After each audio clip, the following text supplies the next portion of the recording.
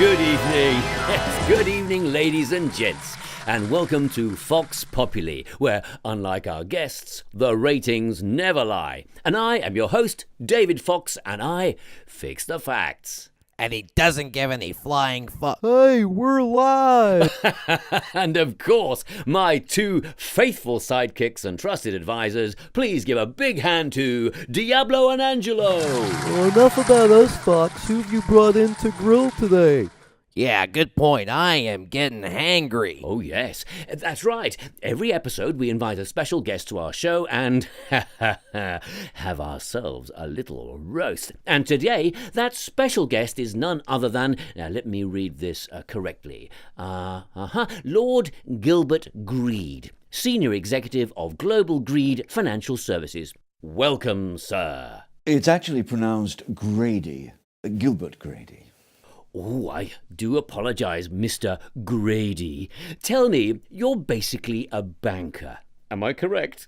I suppose you could say that I engage mostly in investment banking. Yes. And what is that exactly? Well, we attract investors and channel their funds into a myriad of potentially lucrative projects and ventures. Yes, and to me, that sounds like throwing lots of money you don't own at stuff you don't know.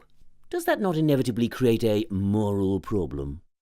What problem? What problem, he asks. Seriously, I wouldn't trust this guy to run a bath, let alone a bank. Well, since the massive financial meltdown that's crippled the global economy, it seems that people's trust in the banking industry is at an all-time low. Bankers are perceived merely as greedy vultures feasting upon hard-working people's money. Now, when your investments pay off, you get rich. When they don't, you still get paid. Is this not, bad practice? Far from it. Look, you see, David, economics is about taking risks. Where would humanity be without the first brave soul who tamed fire or invented the wheel? But you're not making anything. You play around with other people's money. Hot air is what he's making. Well, it's like a damn greenhouse in here. But people choose to put their faith in God or whatever values they hold dear. And you can't touch or see those things either. Bankers work with faith.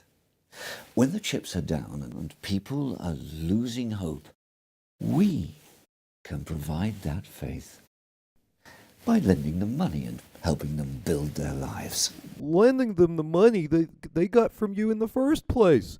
I told you, this guy is full of... Look, you're right in that the economy runs on trust, mutual trust between the consumers and institutions. But what if people don't trust you anymore? We try not to worry too much about public opinion. It's fickle, you all know that. Thankfully, responsible governments understand the need for a healthy financial system. So in the worst case, and I mean the worst case, we can rely on a generous bailout to keep our operations afloat. But that's preposterous.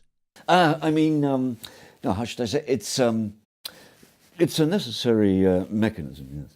I think we're ready to cut to Martha, who is currently on the streets asking people how they feel about the issue. Where are you now? Still at the bottom of my career, David, in spite of certain promises made.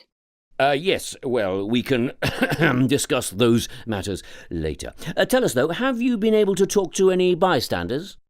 I have, David. A busload of American tourists just stopped to ask for directions to the Queen and that cute little Italian tower that needs fixing. Oh, and a homeless man just asked me for some spare change. Excellent reporting, Martha.